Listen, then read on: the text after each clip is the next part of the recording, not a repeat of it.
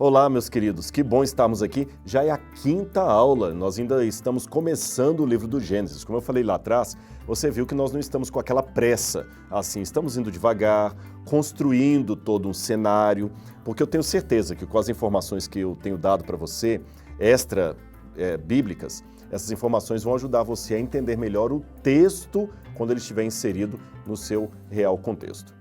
Mas, como sempre, a gente nunca pode começar o estudo da Palavra de Deus sem uma palavra de oração. E nesse momento, eu oro a Deus por mim, por você, e gostaria que você também, de olhos fechados comigo, agora pensasse em alguém que você ama, quem sabe você tem algum pedido de oração especial que está aí no seu coração, e eu gostaria de colocar esses pedidos diante do altar de Deus, juntamente com o pleito para que o Espírito Santo esteja conosco nesse momento. Você oraria comigo? Então vamos lá. Querido Pai, amado Senhor que está no céu, nós te agradecemos, Senhor, por todas as bênçãos que o Senhor nos tem dado. Te agradecemos pelo maravilhoso amor do Criador. Estou avançando no estudo do Gênesis e daqui a pouco já começaremos a ver as belezas da tua criação, a tragédia da queda humana, mas a maravilhosa obra de misericórdia que o Senhor teve em nos prometer um Salvador. Queremos que essas verdades, Senhor, possam chegar de maneira bem forte em nossa vida. E por falar em nossa vida, Senhor, é provável, possível, que quem está comigo do outro lado da câmera esteja nesse momento passando por algum problema. Ou quem sabe, pensando em alguém com um problema sério. Sara, Senhor, a teu povo de toda ferida. Cura-nos de qualquer mágoa. Tira de nós a incerteza, a falta de esperança. Dá-nos a plenitude do Teu Espírito, eu te suplico em nome de Jesus. Amém, Senhor. Amém. Marcando aqui o início do nosso tempo, então vamos lá. Hoje eu gostaria de ler com você um pouco mais, agora que você já sabe, na aula passada nós estudamos o sentido de Bereshit, que significa Cristo em sua glória, Cristo no começo da criação, Cristo acima de todos. No princípio, criou Deus os céus e a terra. Aliás, eu posso até fazer aqui já um upload, você vê como é que essa explicação de no princípio como sendo mais uma pessoa do que simplesmente uma demarcação temporal, nos esclarece outras passagens da Bíblia. Aliás, uma das formas de estudar a Bíblia é comparando textos com outros textos. Por exemplo, você vai para Apocalipse capítulo 3, versículo 14, Apocalipse, capítulo 3, versículo 14, o apóstolo João, o mesmo que escreveu o Evangelho, que escreveu no princípio era o Verbo e o Verbo estava com Deus, ele escreveu o seguinte no Apocalipse: ao anjo da igreja em Laodiceia escreve: estas coisas diz o Amém, a testemunha fiel e verdadeira, o princípio da criação de Deus. Algumas pessoas que não acreditam na divindade de Jesus lançam mão desta passagem de Apocalipse 3, versículo 14, e dizem que Jesus era aquele primeiro ser criado por Deus, que Jesus não era o Deus criador de todas as coisas. Afinal de contas, o Apocalipse o chama de o princípio da criação de Deus. Ora, num primeiro momento, numa leitura rápida e descuidada, parece realmente que Jesus foi o começo da criação. Deus criou primeiro Jesus e depois de Jesus as demais coisas, ou através de Jesus as demais coisas, mas que ele faria parte desse conjunto de coisas criadas. Mas quando a gente vai para esse entendimento de Reshit como sendo uma pessoa e não um ponto no tempo, fica mais claro para entendermos que quando João diz, tanto no Evangelho quanto no Apocalipse, que Cristo é o princípio da criação de Deus, quando ele chama Cristo de princípio da criação de Deus, João está apenas colocando a condição pessoal da palavra princípio que aparece aqui no começo das Escrituras. Através de alguém chamado princípio, Deus criou os céus e a terra. Agora, você vê como a Trindade está muito presente aqui. A Bíblia diz assim: no princípio, que é Jesus, criou Deus, Deus Pai, os céus e a terra. O Espírito de Deus se movia sobre as águas. Então você vê o Pai, o Filho e o Espírito Santo presentes aqui. Cristo é o princípio, Deus Pai, o Deus Criador, o Deus que cria, e o Espírito Santo, o que se move sobre a face das águas. Este mesmo conjunto de elementos vai se repetir por ocasião do batismo de Jesus. Você vê de novo Jesus saindo das águas, o princípio, o Pai falando do céu, este é o meu Filho amado em quem me comprazo, e o Espírito Santo aparece sobre as águas em forma de um pássaro, em forma de uma pomba. E é curioso que a expressão o Espírito se movia sobre as águas, rahaf, significa o mesmo movimento que um pássaro faz com as asas, batendo sobre as águas. É como se o Espírito Santo fosse aqui, de maneira simbólica e poética, é claro. Lembra que eu já expliquei a questão da poesia, não é? É como se o Espírito Santo fosse uma águia movendo as suas asas e fazendo o vento com o bater das asas, e o vento vai espalhando as águas. É esta imagem que aparece do Espírito Santo. Apenas recapitulando que quando eu falo de um ou outro elemento poético no Gênesis, isso não significa que o Gênesis esteja em forma de poesia. Ele é uma prosa com elementos poéticos. E ainda que estivesse em forma de poesia, eu não posso pegar a ideia de poesia que temos hoje e comparar com a ideia de poesia do passado. Isso nós já falamos a exaustão em aulas anteriores. Mas vamos ver um outro elemento aqui que tem chamado bastante a atenção de alguns autores. É que algumas Bíblias fazem uma divisão temporal entre o versículo 1 e o versículo 2 do Gênesis. Eu vou ler para você como está na minha tradução. Na minha Bíblia diz assim, e você pode acompanhar em casa, na sua Bíblia, na sua versão. No princípio, criou Deus os céus e a terra. A terra era sem forma e vazia. Havia trevas sobre a face do abismo e o Espírito de Deus pairava por sobre as águas. A primeira coisa que a gente tem que levar em consideração aqui é que, de alguma forma, temos que admitir, as águas não parecem presentes no sentido de terem sido criadas aqui no começo de tudo. Há uma disputa entre os teólogos qual o momento em que Deus criou as águas. Porque quando você vai para Êxodo capítulo 20, lá fala, porque em 6 dias criou Deus os céus, a terra, o mar e tudo que neles há. Então, eu vou ler a passagem para vocês, Êxodo capítulo 20, versículo, deixe-me ver aqui, versículo 11. Porque em 6 dias o Senhor fez os céus, a terra, o mar e tudo o que neles há, e ao 7º dia descansou. Em Gênesis 20, verso 11, parece que o mar foi feito também nos 6 dias da criação, porque o texto diz, em 6 dias fez o Senhor, 2 pontos, o céu e a terra, o mar e tudo que neles há. Porém, quando a gente vai para o Gênesis, isto não é tão claro. Não aparece em momento nenhum Deus dizendo, haja águas. A água simplesmente aparece presente já no relato, não indicando quando é que ela começou, quando é que ela foi criada. Aliás, chama-nos a atenção que muitos astrônomos hoje estão trabalhando com uma hipótese que a água que está na Terra não é daqui, mas veio do céu. Sabia disso?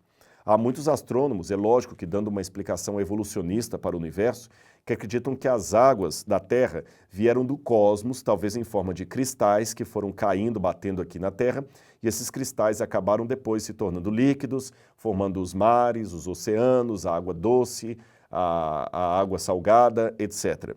Bom, deixando esses detalhes assim para quando Deus nos der mais luz sobre eles, de qualquer maneira parece que a água foi trazida por Deus para cá, mas não criada aqui. Ou, se pegarmos o texto do Êxodo, podemos dizer que a água foi criada nos 6 dias da criação. Isso vai fazer pouca diferença. O que chama bastante atenção aqui é essa dicotomia, essa divisão que eu falei com vocês, que alguns fazem entre o verso 1 e verso 2. Dependendo da Bíblia que você estiver aí na sua mão, o verso 2 vai estar um pouquinho diferente. Algumas Bíblias traduzem assim, no princípio, criou Deus os céus e a terra. A terra, porém, tornou-se sem forma e vazia. Se você estiver com uma Bíblia que traz essa tradução, ela ilustra isso que eu quero dizer. O que significa a terra tornou-se sem forma e vazia? Você vai ver aí na sua tela agora a imagem de um teólogo antigo, um teólogo do final do século XVIII, início do século XIX, chamado Thomas Chalmers. Thomas Chalmers foi um teólogo que popularizou, juntamente com outros, aquela teoria que nós em teologia apelidamos de Gap Theory, ou teoria da brecha, teoria do intervalo. O que Chalmers coloca? Chalmers entende que quando diz na Bíblia, no princípio criou Deus os céus e a terra, Deus já havia criado a terra completa, bonitinha, e aqui colocou seres maravilhosos que aqui moravam. Mas Chalmers não para por aí. Chalmers continua especulando, não sei com base em quais versículos, porque ele apenas deduziu isso a partir desses 2 versículos aqui, que enquanto a terra que vivia de maneira muito bela por milhões e milhões de anos, aconteceu a rebelião de Lúcifer no céu. E Lúcifer, ao vir para o planeta Terra, acabou levando com que os habitantes da Terra se unissem à sua rebelião. Então, o que fez Deus? Deus, para punir o planeta Terra, mandou uma destruição com pedras que caíram do céu e destruíram toda a população que morava aqui no planeta Terra, de modo que a Terra, uma vez destruída, tornou-se sem forma e vazia. Eu sei que pode parecer estranho para alguns essa teoria, mas ela é muito divulgada no mundo evangélico por aí. Thomas Chalmers acabou espalhando isso, especialmente através de uma Bíblia que ficou famosa no mundo evangélico, a Bíblia de Scofield. E essa Bíblia traz nos comentários ali essa ideia da teoria da brecha. Então, resumindo para você, o verso 1 demandaria uma época, milhões e milhões de anos no passado, quando Deus criou o planeta Terra, bonito, era um paraíso. Porém, em milhões e milhões de anos no passado, Lúcifer caiu em rebelião com seus anjos e os habitantes que aqui estavam se uniram a Lúcifer na rebelião contra Deus. Então o juízo de Deus caiu sobre a terra, destruiu a terra com pesadas pedras e fogo que veio do céu, aí a terra tornou-se sem forma e vazia. Essa teoria continua dizendo que na manhã da criação, Deus, na verdade, reconstruiu a terra a partir dos escombros da terra anterior. E ele colocou o jardim do Éden ali para proteger Adão e Eva. Mas antes que Adão e Eva fossem criados, a terra foi povoada por pessoas que fizeram parte dessa rebelião contra Deus e por isso foram punidas e castigadas. A teoria de Chalmers continua dizendo, eles acreditam muito na imortalidade da alma, que alguns anjos que caíram com Lúcifer na rebelião foram aprisionados no inferno. Esses anjos foram aprisionados lá no Tártaros, no lugar de fogo e enxofre do inferno. Isso, os anjos de Satanás. Porém, as almas daqueles que foram punidos ficaram sem corpos, porque os corpos deles foram punidos. Acabaram ali ficando na terra. Então aquelas almas ficaram desesperadas procurando um corpo que elas pudessem habitar, e essas almas desesperadas, esses espíritos desencarnados, viraram os demônios, que hoje têm as possessões demoníacas. Então os demônios seriam espíritos de pessoas que viveram na terra antes de Adão e que foram destruídos por esse fogo que caiu de Deus e consumiu a todos eles. Bem, antes de eu falar por que eu discordo dessa visão de Chalmers, deixe-me dizer que ela ficou muito popular entre evangélicos ali nos anos 1890, depois no início do século XX. Muitos dispensacionalistas abraçaram essas ideias de Chalmers e muitos que acreditam em possessões demoníacas assim a rodo, que toda igreja, o culto é uma sessão de expulsão de demônios, creem nisso. Ademais, Chalmers escreveu numa época em que a geologia estava nos seus começos. Então você tem Lyell, você tem James Hunton e outros geólogos e cientistas, muitos deles não cristãos, que começaram a ver nas rochas uma evidência de uma terra velha. Então Chalmers fez parte de um grupo de teólogos que queria de alguma forma tornar a Bíblia mais palatável para aqueles cientistas que não acreditavam mais na historicidade da Bíblia. E a maneira mais próxima de fazer isso é criando uma espécie de simbiose entre a narrativa bíblica e o que diziam os geólogos agora evolucionistas. E toda vez que eles encontravam algum esqueleto fossilizado, aparentemente símio e aparentemente humano, que davam nomes esquisitos, como, por exemplo, Homo ergaster, homem de Neandertal e outras coisas assim, os defensores da teoria da brecha acreditavam que esses esqueletos eram esqueletos daqueles pré-adâmicos que viveram aqui na Terra. Bom, esta é a ideia que apresento. Eu, particularmente, trabalho o seguinte: eu acredito que a criação possa, teoricamente, ter tido duas etapas. Deus pode, no princípio, ter criado o céu e a Terra, ter criado a Terra, o planeta físico, há milhões de anos, e na semana da criação, Deus ter apenas criado os elementos para dar vida à Terra. Isso é possível, que o planeta Terra possa ter sido criado como uma massa sem forma e vazia, talvez, e que depois ele recebeu a vida na semana da criação ocorrida há alguns milhares de anos. Mas eu não concordo com toda esta explicação novelística de Chalmers, muito detalhada, que não tem base na Bíblia, pelo contrário, contradiz muitos pontos da Bíblia. Então vou responder aqui para você essa teoria do Chalmers. A primeira coisa que eles usam para se valer é uma suposta argumentação da gramática hebraica que, na visão deles, exigiria que nós lêssemos o texto "a terra tornou-se sem forma e vazia". Aliás, grosso modo, há três argumentações que os defensores da teoria da brecha apresentam, e eu vou mostrá-la para vocês. A primeira argumentação é em hebraico. Ela diz assim: o vav conjuntivo, o hebraico, você lembra do vav? Eu falei com vocês do vav, que tem o vav conjuntivo e o vav consecutivo, que é aquela letra que equivale ao nosso e ou a uma vírgula. Você se lembra? Se não, recapitula a aula passada e você vai ver. De acordo com os defensores da teoria da brecha, o vav hebraico, nesse caso, é disjuntivo e, portanto, implica numa interrupção da narrativa que é relatada em Gênesis 1, verso 1. Essa interrupção sinaliza uma lacuna cronológica. É o seguinte que eles estão dizendo.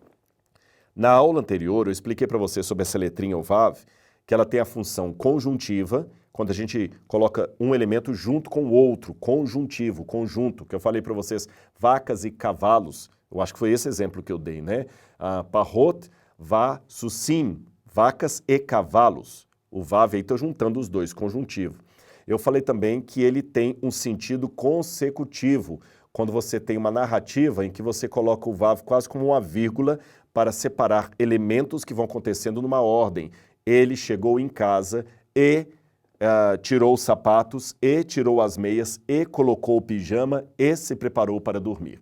Aí não é um conjuntivo, ele está descrevendo uma cadeia de eventos sucessivos.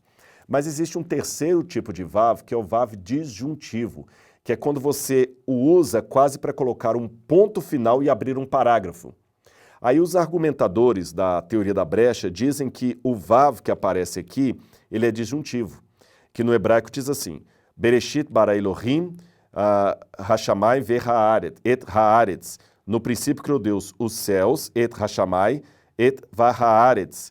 Vehaaretz e a terra, ele fala, esse vav aqui, e a terra, ele é disjuntivo. Então é ponto, parágrafo. No princípio criou Deus os céus e a terra.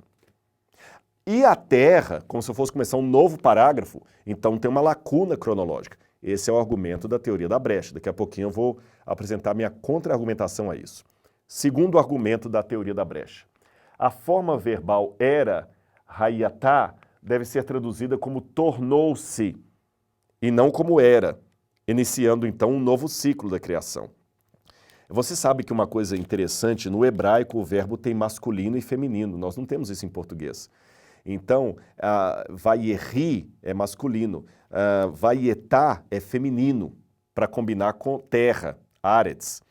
Então ele diz que esse verbo aqui deveria ser melhor traduzido por tornou-se e não por era. Daqui a pouquinho vamos responder a isso. E o terceiro argumento da teoria da brecha é que os substantivos tradicionalmente traduzidos como sem forma e vazia, tohu vavohu, implicam uma degeneração da criação original e, portanto, o que se segue é uma recriação, uma nova criação. Quando a Bíblia fala a terra era sem forma e vazia, ou como eles querem ler, tornou-se sem forma e vazia, vavorro,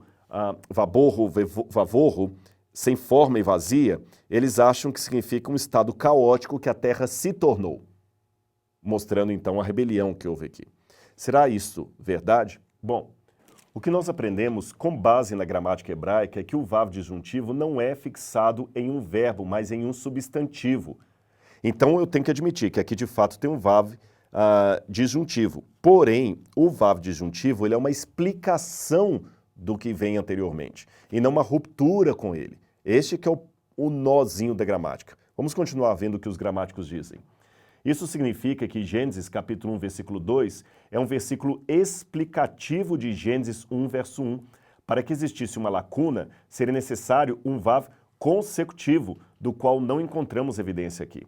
E como suporte, aqui está o que afirmou o gramático V.W. Fields, que afirma: Gênesis 1, verso 2 começa com E, hebraico vav, uma copulativa, o que argumenta contra um longo intervalo de tempo entre esses versos. As gramáticas e léxicos hebraicos consideram o capítulo 1, versículo 2 de Gênesis como uma cláusula substantiva explicativa, que descreve um estado contemporâneo ao verbo principal no versículo 1. Ou seja, se fosse realmente para ter a lacuna, esse E deveria vir antes de um verbo e não antes de um substantivo. É isso que os gramáticos estão falando. Por ele vir antes de um substantivo, e a terra era sem forma e vazia, não veio e era a terra, né?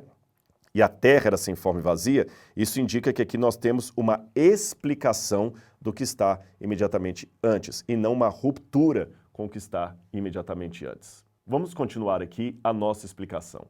É assim que é definido no Dicionário de Concordância Hebraica Exaustiva de Strong e Broughdriver, da Briggs Hebrew Lexicon, que dizem assim, todas essas fontes. O verbo tem uma raiz primitiva que pode significar existir, ou seja, ser ou tornar-se, acontecer. Ser, tornar-se, acontecer, existir, acontecer, cair. Como podemos ver a partir dessas definições, tornou-se ou aconteceu é, de fato, uma possibilidade baseada no hebraico. Contudo, entretanto, como vimos da distinção, da disjunção do vav, também devemos entender a gramática hebraica. E com base na gramática hebraica do versículo 2, raiá, ou raiatá no feminino, não pode ser traduzido como tornar-se. Vamos considerar a frase sem forma e vazio. Esta frase é a terceira argumentação deles, que eles querem dizer que a terra então estava caótica. O que significa essa expressão sem forma e vazio? Torru, vavorro. Vamos ver em hebraico. É curioso que essa frase vem do hebraico e geralmente se refere a um estado sem forma e vazio. De acordo com o comentário de Kyle e Delitzsch sobre o Antigo Testamento, e a terra não se tornou sem forma e vazia, os substantivos aliterativos torru, vavorro, sem forma e vazia, cuja etimologia está perdida, significam desperdício e vazio estéril, mas não devastação e assolamento. O que isso aqui nos diz? O que a Bíblia está querendo dizer, de acordo com esses comentaristas, é que jamais a expressão sem forma e vazia pode significar um estado caótico, resultado de uma guerra, de um conflito. Sem forma e vazio quer dizer algo de desperdício, algo vazio mesmo, algo nulo. Quer exemplos bíblicos para ficar mais fácil para você, para a gente sair um pouquinho da gramática? Está com sua Bíblia aberta aí? Então vamos abri-la em Isaías, capítulo 45, verso 18, que eu vou ler com vocês. Porque assim diz o Senhor, que criou os céus, Ele é o único Deus que formou a terra e a fez. Ele a estabeleceu. Não a criou para ser um caos, mas para ser habitada. Essa expressão caos no hebraico é a mesma expressão que aparece ali, a expressão sem forma e vazia, torro, é a mesma expressão. Ou seja, o que o profeta Isaías está falando? Que a palavra significa lugar desértico, lugar vazio, e não necessariamente um território que passou por uma catástrofe, por uma enchente, por uma destruição em massa. O sentido de sem forma e vazio é um lugar nulo, um lugar deserto, um lugar sem vida, sem habitação. Então o que Isaías está falando é que Deus não criou a terra para ficar deserta, vazia, sem habitação. Vamos ver um outro texto também que usa esse jogo de palavras aí. Jeremias, capítulo 4, verso 23. Jeremias, capítulo 4, versículo 23. Na minha tradução diz assim, Jeremias 4, 23. Olhei a terra, e eis que ela estava sem forma e vazia. Olhei os céus, e eles não tinham luz. Você sabe que essa aqui é um texto de Jeremias, que ele fala da destruição do povo de Israel, mas ele também é um texto escatológico, que aponta para o fim dos tempos. E a terra sem forma e vazia aqui, a terra do milênio, do Apocalipse, não é necessariamente a terra que passou por uma destruição em massa, por uma guerra, e ficou agora em um caco. O que ele está falando aqui é de uma terra que não está habitada, de uma terra que virou um deserto. Esse é o sentido do sem forma e vazia do Gênesis. Então, recapitulando aquilo que eu falei para vocês, nós vimos aqui, por argumentos gramaticais e históricos, em primeiro lugar, a expressão "e a terra era sem forma e vazia", esse "e" não pode ser algo que coloca um hiato entre o verso 1 e o verso 2. Gramaticalmente falando, esse "e" no hebraico, ele coloca o verso 2 como sendo uma explicação do verso 1, o vav que eu falei com vocês. Em segundo lugar, eu também disse para vocês que a expressão vaietá, o verbo era, embora ele pode assumir o sentido de tornar-se, nesse contexto aqui, a melhor tradução, segundo os gramáticos, era e não tornou-se sem forma e vazia. E em terceiro lugar, eu mostrei para vocês também que a expressão sem forma e vazia, tohu vavorro, em hebraico, não significa o que acontece depois de uma catástrofe, de uma guerra, mas mas a descrição de um lugar inabitado, um deserto, um lugar sem vida, um lugar nulo. Então, o que o Gênesis está falando é que no princípio Deus criou os céus e a terra, mas a terra no princípio estava sem forma e vazia, isto é, não tinha ninguém morando nela. Por isso que eu falei com vocês que eu posso trabalhar com a hipótese que Deus criou o planeta Terra, deixou o planeta Terra talvez não habitado por muitos e muitos e muitos anos no universo, como aliás está inabitado o planeta Marte, Vênus, Saturno e outros mais. Provavelmente a Terra também estava inabitada, mas como diz o livro de Isaías, Deus não criou a Terra para ser um caos, essa tradução caos, para ser inabitada, mas pelo contrário, para ser habitada. E aí Deus então fala, haja luz, e começa a trazer luz para cumprir o seu propósito de povoar a Terra. Esse que é o sentido. Agora, eu tenho que admitir que essas informações que eu dei são um pouco técnicas, então eu vou dar para você outros argumentos mais simples por que eu não acredito na teoria da brecha. Tá bom? Agora você já sabe a teoria da brecha. Por que eu não acredito? Vamos ver outros argumentos mais simples. O primeiro contra-argumento que eu tenho à teoria da brecha, fora desses argumentos técnicos, gramaticais do hebraico que eu falei, o primeiro argumento que eu usaria seria o argumento do silêncio. Essa história que Chalmers contou e a Bíblia de Scofield popularizou de uma terra que havia aqui, que foi destruída, é muito estranho esse silêncio bíblico a respeito desse caos. A Bíblia não fala nada. Nada a esse respeito.